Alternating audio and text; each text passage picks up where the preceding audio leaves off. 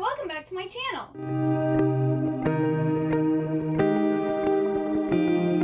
So today I'm going to be doing the October FairyLoot unboxing. I also have a few FairyLoot books that I purchased that aren't in the subscription. Then I have manga and regular books. So this is just a big old book haul, which is one of my favorite things to film. Let's get started with unboxing the FairyLoot box.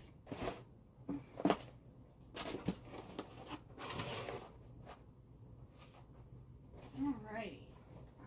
Doesn't look like I got a spoiler card. Okay, well we'll just dig this stuff out, and if I end up having a spoiler card, then I guess I'll go over what was what. Alright, so first off we have socks. It says Raven socks. So maybe these are Raven cycle socks? It looks like there's like trees and like a feather and different stuff on them. So yeah, these are the socks. If y'all didn't know, I am going to have a giveaway when I reach 1,000 subscribers, and all of the FairyLoot items that I have decided I don't want to keep will be in that future giveaway. And so, since I've never read the Raven Cycle, nor will I probably ever read it, and I have so many socks, I will be putting that in that future giveaway. So yes, if you're interested in that, you should subscribe to my channel. You have to be subscribed to enter, and also to help me reach 1,000 subscribers. Oh, it looks like there's another book like holder thingy. Alright, so heroes don't get happy endings, they give them to other people. It's a quote by Stephanie Garber. So this is like a little basket where you can I think it's supposed to be like a TBR bin, so you put like your books that you want to read in it. They previously gave us an Addie LaRue one, I believe. So now I have 2 of these. So that's pretty cool. Okay, Broken Heart storage bag. So that's what that is. That's nice. Then we got a paperback book this time, Princess of Souls by Alexandra Christo, and it has orange sprayed edges all the way around. It's actually signed by the author. I don't know if that's a digital or a real signature, but here we go. Oh, this is written by the same person who did To Kill a Kingdom and then Into the Crooked Place and City of Spells. These pages feel really nice. There are many who believe they can cheat death. When they fail, I take their souls. Every single one. Okay. Celestra is heir to a powerful magic, locked away in a tower by a cruel king. Her destiny is to foretell death and harvest doomed souls to feed his immortality. Nox is a soldier who has spent years plotting vengeance on the crown. Now he's determined to steal the king's immortality and kill the entirety of his court, starting with Celestra. But when Celestra and Nox's futures become entwined and death seeks both their souls, they're forced to put their trust in each other. Can they work together to escape their dark fate? A brand new adventure in the breathtaking fantasy world of TikTok sensation To Kill a Kingdom. Okay, interesting. I have not read To Kill a Kingdom, but that does sound like a very interesting book. Then it looks like we got a Housemoving Castle art print. This is gorgeous. That is beautiful. Love that. I should get a frame and frame it so I can put it up on my bookshelf, because that is beautiful. Wow. And then we have the tarot cards. So we have Temperance and the Judgment. Alright, can I say, after the last 2 FairyLoot boxes being absolutely amazing, this one's kind of sad. It's not that good. August and September were amazing boxes. These ones aren't that amazing. Ah, there we go. So they put the spoiler card in with the book, and the author's note they left out, so they switched my box. So here is the spoiler card. This month's theme is Sell Your Soul. The canvas basket was made by @Blanca.design. The Housemoving Castle foiled art print is by @Gray's Jouart. The socks were inspired by the Raven Cycle, and it's @No One Designs. Here's the author's note. We have the Fairy Scoop. Then November's theme is the Witching Hour, and in that box we can expect items inspired by the Kingdom of the Wicked, Serpent and Dove, and there will be 2 witchy fandom neutral items. Apparently one of the items will be a ceramic mug, and will include our next collectible letter opener replica, and also a reading journal. Okay, they gave us a reading journal last time. The only thing is, I started using it, I liked it, but it was basically just to write your thoughts about the book. I prefer like a reading tracker, and the feature book of the month is a standalone witchy epic fantasy with romance. And then here is the bookmark. Alright, now let's get to the book.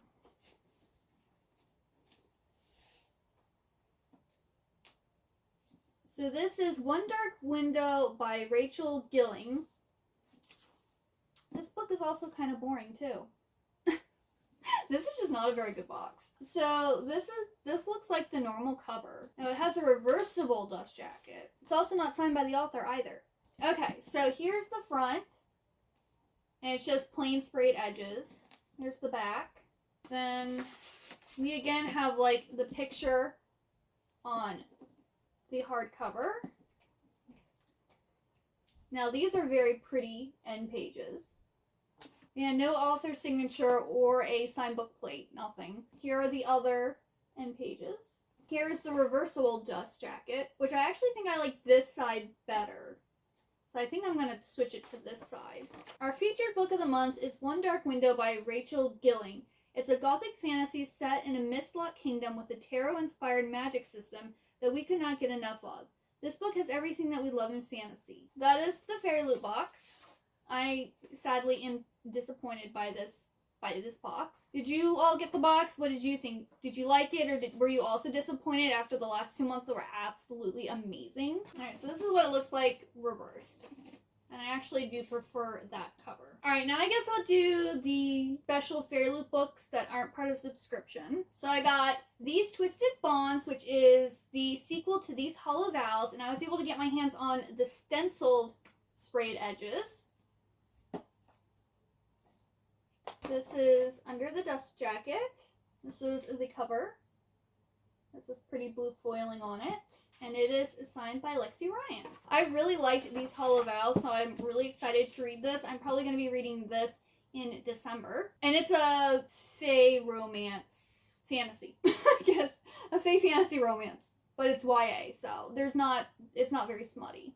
And then I got the Gilded Wolves trilogy. So I got all 3 books. They sold it as a trilogy. I haven't read these books before, but I was like, might as well, if I can get my hands on them, buy them.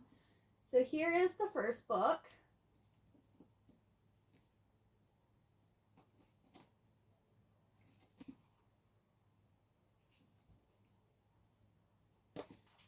They each came with a signed book plate that I just went ahead and put in all the books.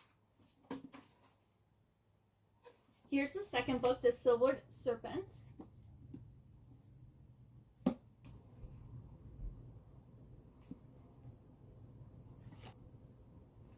The Bronze Beasts.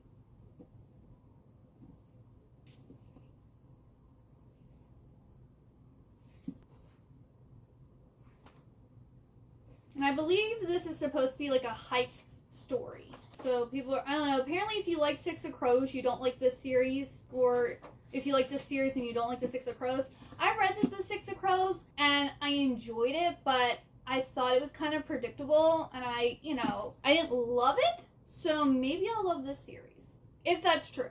That's what I've heard anyway. Since we're already doing books, let's just keep doing books, and then we'll do manga last. So I went to Wonder Books, and I found beautiful hardcover editions of A Little Princess and the Secret Garden by Frances Hodgson Burnett.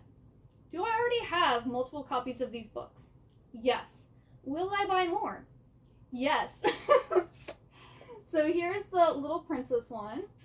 And this is really nice because they actually have pretty end pages. They also have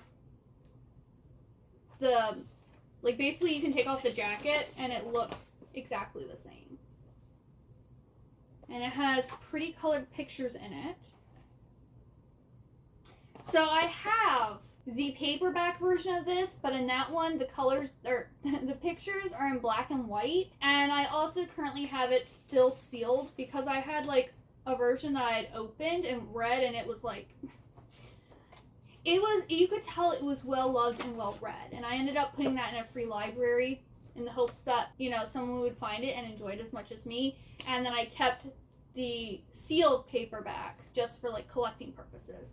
And now I have it in the hardcover version. And then I also got The Secret Garden, which I also have, I think, this exact edition as a paperback. And again, if you take off the dust jacket, it looks exactly the same. Has pretty end pages. This also has pretty colored pictures in it. And these books are almost like brand new.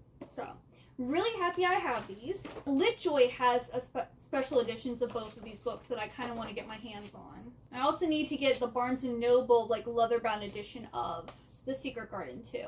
I eventually just want to have like a Frances Hodgson Burnett shelf, and it's just going to have all of the different versions of The Secret Garden and A Little Princess, because love those books. Then I got this special edition of This Savage Song by V.E. Schwab. So here's the cover. It's got like these like counting ticks on it. And it's also small. This is a UK copy of the book. Then here's the outside. Here are the end papers.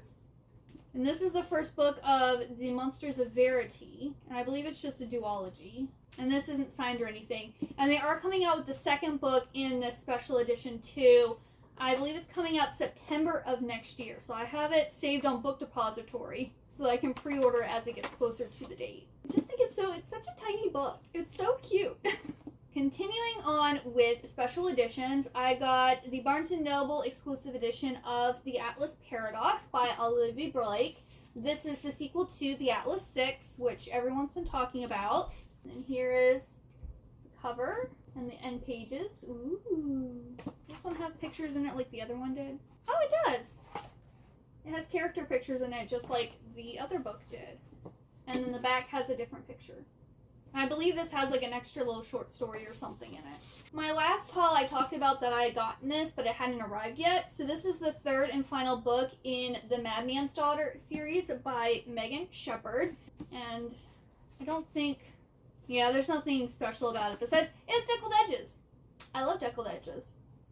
So this is the trilogy that follows Juliet Moreau, and each book is a retelling of like a famous Gothic classic. So I haven't started reading this series yet, but if I don't get to it this year, I will be starting it in January. Then I got from Book of the Month, Foul Lady Fortune by Chloe Gong, and this is like a spin-off sequel series to These Violent Delights, and this follows the cousin of Juliet, Rosalind. And I think it's supposed to be like a spy story? This is big. This is a big girl. I say big girl because it says Foul Lady Fortune. But yeah, this is nice. I don't think there's Book of the Month, so yeah, there's no special thing about it besides it says Book of the Month on it. If you didn't know, These Violent Delights is like a 1920s retelling of Romeo and Juliet set in Shanghai, China. Then I got A Forest Fall by Lyndall Clipstone, and this is the sequel to Lake's Edge. And like Lake's Edge cover was absolutely gorgeous. I literally bought that book just because of the cover. And this one, I don't like the cover at all. Like, here's the cover of Lake's Edge. That is gorgeous. This, not a fan. And there's nothing special. They do have nice pictures over the chapter headings, though.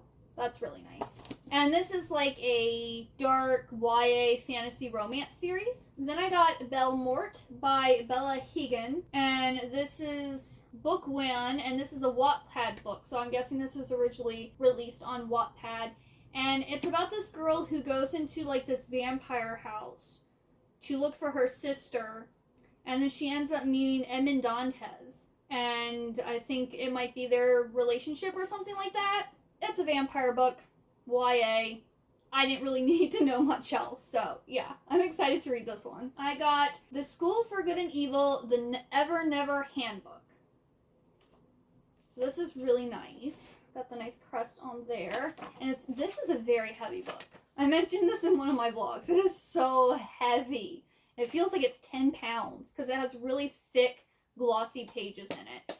But I'm looking forward to reading this because I do love the School for Good and Evil series. Then I think in my last haul I mentioned that there was a book from Easton Press about Edgar Allan Poe that I really wanted to get. But Easton Press has really expensive books. And I found out that it was originally in one of these versions, and they had it on Amazon for like $13. And I was like, yes, please. So this is Edgar Allan Poe, The Strange Man Standing Deep in the Shadows by Charlotte Montague. So this is a very nice cover. And this is really pretty because, like, here it has, like, the Poe family tree. You have this beautiful introduction page. And then there's just, like, this is basically a non-fiction book. So this just talks about all of his, like, works and his life and people, I guess, he was at odds with and different stuff, family members, and all that stuff. So I'm looking forward to reading this because it just looks so good. And I'm a big Poe fan, if you didn't already know. Alright, so I have the Collector Society Encyclopedia by Heather Lyons. She wrote the Collector Society. And that is one of my all-time favorite series. It basically follows Alice from Alice in Wonderland. And she finds out that there's this society that is trying to protect the worlds that are in stories. Because stories are real. Authors, I guess, are like tapping into these worlds that exist and writing stories about them. And there's people going around trying to get these catalysts out of these worlds and destroying them to wipe out that story in that world. And it's so good. Absolutely love it. It is an indie published series. It's 4 books long. I've already read all 4 books. I just needed the encyclopedia. So I have it now. Then I did have all 3 books of a Poe and Dupin mystery trilogy, but they were all different editions. So like book 1 was like your standard US paperback. Then book number 2 looked like an indie published book, and it was slightly taller than the first book. And then I received a UK version of the book. So I'm like, I can't have this trilogy, all different sizes and like publishers and stuff. So I found the first 2 books in the UK edition on eBay. I couldn't find the editions to match the US ones. So I kept the 3rd book. I sent back the first 2, and now I'm waiting on the ones I ordered from eBay that will match. So I'll have a complete matching trilogy. But this trilogy, I believe, is Dupin, which is like Poe's made-up detective in his short stories. But in this, Poe teams up with that guy, and I think it inspires the short stories that he later writes. Because I believe this is about Poe when he's younger. I think this starts off maybe I'm thinking of The Pale Blue Eye. The 3rd book's set in the summer of 1849, and Edgar Allan Poe travels to Paris. I'm excited to read this series. I am super excited. I hope I can get the first 2 books soon. I'm supposed to get them on November 14th, which is really weird because they're being shipped from New Jersey, which is only like maybe 6 hours away from where I live. But anyway, I'm excited for this. I'll let you know if it's any good. Then I got The Poe Shadow by Matthew Pearl. This, I believe, is about a young lawyer named Quentin Clark who decides to look into the death of Edgar Allan Poe. So that sounds really good. And it's about Poe, so that's all I really needed to know. Then I have The Wicked Remain by Laura Powell. This is book 2 in a Grimrose Girls novel, or I guess the Grimrose Girls series. I haven't read the first book yet, but I really, really want to. And I don't know, I think I'm gonna love it because it's like a fairy tale inspired like murder mystery set in a school. I haven't heard anyone talking about this series though, so I don't know if that means like no one's reading it or it's just not good. But to me, it sounds amazing. So I have high hopes for this series. I'm really looking forward to reading this series. I want to read it soon. Then I wanted to read this book, but also Mel is having it for the November Citadel pick, so I had to pick it up. And that is The Wild Ones. Look at this cover. It is gorgeous. This is a beautiful book. And this is by Nafisa Azad. Apparently this boy named Tarana gave a box of stars to this girl named Pahili. And now she collects girls like her and uses their magic to save other girls from pain. And then the boy who originally, I guess, gave her this box of stars is in danger, and they all have to go and save him. So girl power. But I'm really looking forward to reading this one. Then on one of my trips to Barnes & Noble, they have, the buy one, get one 50% off. So I decided to get these 2. I got the Very Secret Society of Irregular Witches by Sangu Mandana. And everyone and their brother has been talking about this book. I originally, like, when I first saw it, I was like, yeah, whatever. And then, like, everyone's been talking about how good it is, how amazing, how heartwarming, and how they just love it. So I'm like, okay, well, now I gotta read it. So it says, a warm and uplifting novel about an isolated witch whose opportunity to embrace a quirky new family and a new love changes the course of her life. And I believe this is like an adult contemporary romance. And then I got Court of the Vampire Queen by Katie Robert. I have not read anything by Katie Robert yet. Her, like, Greek Gods series, I have the first 2 books on my Kindle, but I haven't read them. And I was originally going to put this on my Kindle, but when I could get, you know, the buy one, get one 50% off, I was like, it's about vampires. I'm probably going to love it. I kind of really want to get to this one. It is in my, like, I have a FairyLoot bag, and I'm pulling books from it to decide what I read. And this and the Very Secret Society of Irregular Witches is in there. And I kind of really hope I pull this one because I kind of really want to read it. Then I got Mina and the Slayers by Amy McCall. This is the second book in the, I guess, Mina and the Undead series. And this is a UK published book. Jodie Vanilla Moon, she has been hyping up this series. And I really wanted to get to Mina and the Undead in October, but sadly I never pulled it. I don't know, they might have to wait till next October unless I'm really in the spooky mood again. Or if I end up pulling them from my bag. But this is about this girl named Mina who goes to this Fang Fest in, I think, New Orleans. And there ends up being, like, vampires or something like that. Okay, and the last non-manga, the last book, is The Essential Phantom of the Opera. Gaston Leroux, and then it was edited by Leonard Wolfe. And I believe this is annotated. Yeah, the definitive annotated edition of Gaston Leroux's classic novel. So I saw this at Wonder Books. I got this at the same time as Frances Hodgson Burnett books. And I was just like, oh, this is such a gorgeous copy. They have pictures on top of each of the chapters. And then, like, they have all these annotations and, like, footnotes and stuff in it. So, yeah, I love Phantom of the Opera, which I'm not going to talk about what this is because I hope you know what Phantom of the Opera is about. But I just had to have this edition because it's absolutely gorgeous. Alright, now on to the manga. I'm sorry this video is so long. The most recent manga I got, actually yesterday, was Rosin Blood? Yeah, Rosin Blood 1 through 4.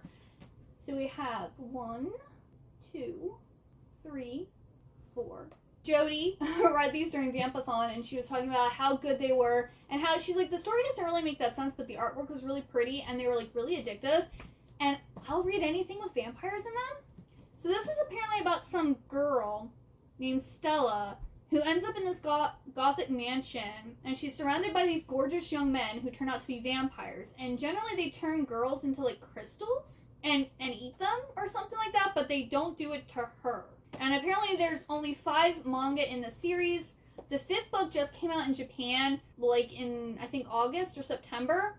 So hopefully it will be coming out in 2023 so I can have the complete series. Then these 2 I actually read during Vampathon. So this is the 4th and final book in the Creepy Cat manga series. I'm sad it's over, but yeah, I talked about this in my Vampathon vlog.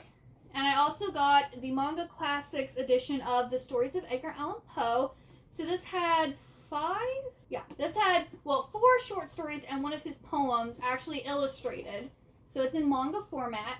So I read one of the stories a day for Vampathon, and I really enjoyed that. I didn't necessarily like the art style of each single story because they were all illustrated by different artists, but it's still a good collection if you're interested in reading Poe, but you're not really wanting to really commit, because, like, it's easy to get, like, the, you know, complete tales and poems of Edgar Allan Poe, but if you want something quick and easy to read, I would suggest the Manga Classics edition. Then I got Inuyasha Volume 15, and this has volumes 43, 44, 45 in it, and sadly, Volume 14 is a little difficult to find right now, or if it is, people are selling it for $200. I'm not paying that much for one of these when they're worth 20 bucks. I was hoping to have this series finished by, like, the end of this year, but now that's not gonna happen because 14 is hard to find, 16 and 18 are also hard to find. I have 15, I'll be getting 17, which you'll see in my next haul, And I'll have to hopefully they'll get republished again. I don't think they're out, because Right Stuff has, like, you can request to be notified when they're back in stock. So hopefully that means they're still printing them. Look at beautiful Koga. I'm a Koga fan for life. Everyone during Vampathon was talking about The Girl from the Other Side. You can all 11 volumes are released in paperback, or they are releasing these beautiful deluxe editions. So this has volumes 1 through 3 in it, and then number 2 is also out that has 4, 5, and 6. Volume 3, I think, is coming out in April, and then the 4th volume will be the last. So they're doing them in 4 beautiful deluxe editions. And it's just so pretty. Here are the end pages. And here's, like, some of the artwork. I heard these are just so, like, creepy cute. And I do like creepy cute, hence creepy cat. So I'm hoping I'll really like this series. If not, it's going to look beautiful on my shelves. If you can't tell, I like having special editions. So, yeah, I'm hoping I like this, but if not, I'll just have them as collector pieces, because I don't think I'm going to sell them. It's just so pretty. Then I got volume 9 of The Devil is a Part-Timer. And fan service.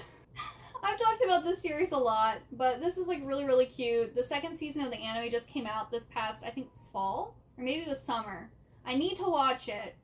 And I'm also happy because this series has 27 manga volumes, but they've only actually released 18 out here in the US. So I'm only 9 volumes behind, technically. Which at first I thought I was, like, I needed to catch up to 27, and I was like, oh wait, they're not all actually released in the US. So hopefully I can catch up to this soon, because I think volume 19 is coming out here shortly. I'd like to catch up before 19 comes out, or shortly after 19 comes out. And the only one that looks like it might be a little difficult to find is volume 10. But I mean, they have it for an up price on, like, or an upcharge on, like, Amazon and different stuff like that, but it's not, like, super expensive yet. So I'm planning on getting that next month. I should say this month, because it's November. Then I got volume 47 of Skip Beat by Yoshiki Nakamura, and this is, like, a really thin volume. It's so tiny. Like, how many chapters are in this? There's 8 chapters in this, but it's so tiny.